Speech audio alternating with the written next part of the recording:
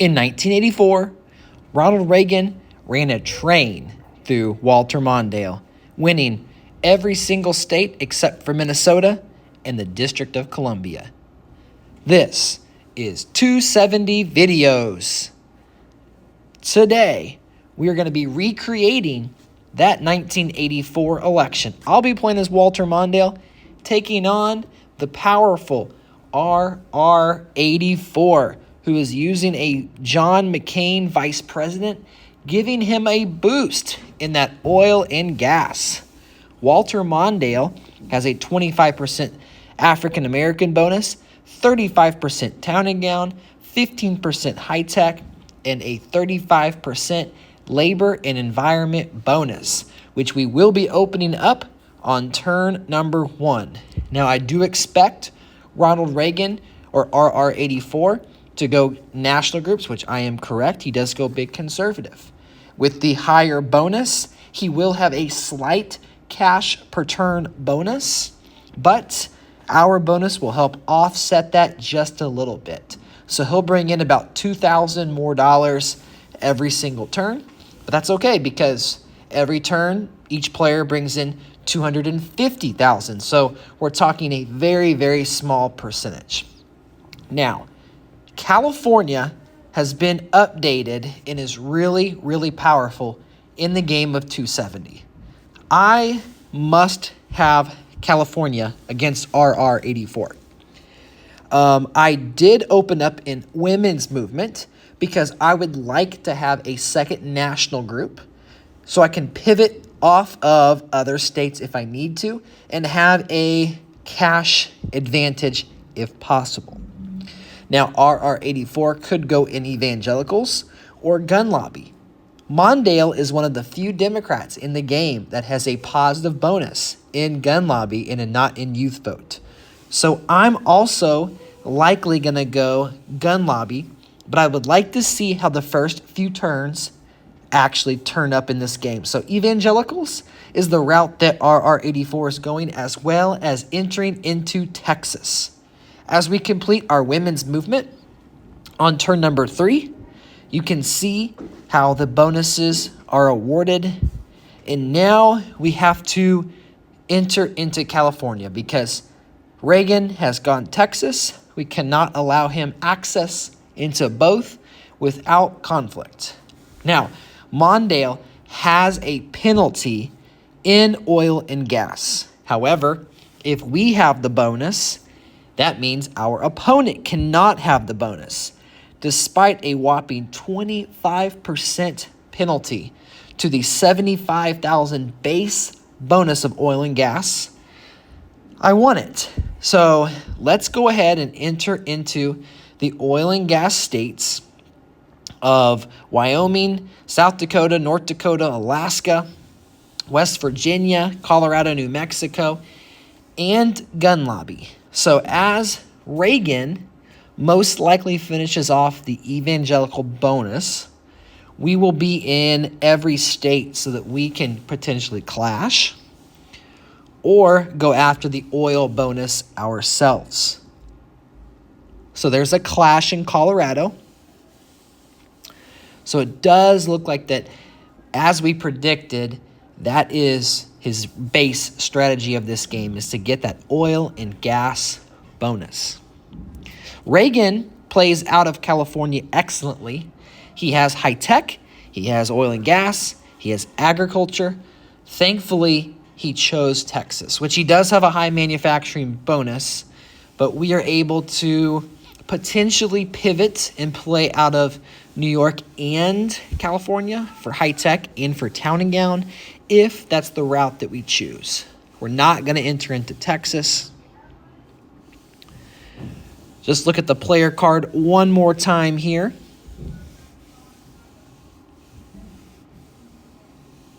And now we have to decide, how much money are we going to spend? He needs to have every single oil state he is in to get the bonus this turn. And he has to still spend $400,000 in Texas. So it is not very likely but I need to guard against him going for a California steal. I'm going to move 1 pip up in California. I'm going to advance past the threshold in which he mathematically could not go up in Texas and go up in all the oil states. We're guaranteed to flip Colorado. We secure gun lobby. And Reagan did the smart thing. He pivoted away from just oil to also having a clear path next turn in the manufacturing bonus. So good play, RR84. We're pretty neck and neck in the EVs. There is a $28,000 per turn bonus in gun lobby. So pure cash. Now we have $412,000. Because Reagan is already at the 3rd pip of Texas, he potentially could go after manufacturing and oil. Although, if I were in his shoes, I would most likely just get the manufacturing states of North Carolina and Illinois to secure the Texas bonus. And then I would spread out in all of the oil and gas states to make me have to guess which states he's going into. I am going to save just enough money to where it looks like that I can go in both New York and California on my next turn, up to the 3rd pip in each state. In order to do that, I'll need to have $300,000 in New York and another $200,000 for California. So that is $500,000 that I will need to have saved. As I end turn, on turn number 6, I'm contesting in 2 oil and gas states, Oklahoma and North Dakota. If I can block one of these, I will prevent the oil and gas bonus. I can't prevent manufacturing.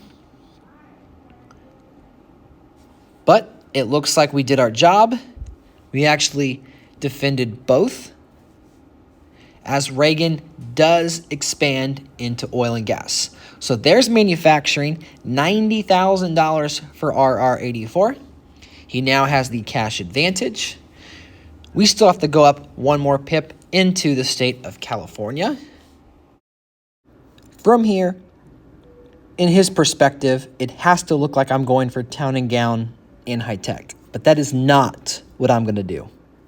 I am going to use my stronghold in Colorado, and my lead in North Dakota, and my cash to flip Louisiana and New Mexico. If I'm able to get all of those states, not on this turn, but when I decide to go up to the 3rd pip in California, likely on turn number 8, I will secure the oil and gas bonus. That bonus is not huge for me. However, if I have it, he doesn't have it.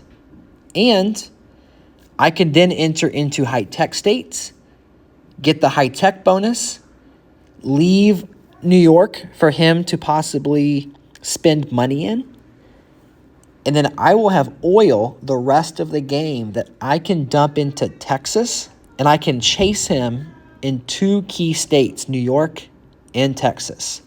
So that's the plan that I'm envisioning. Let's see if RR84 takes the bait and goes for oil.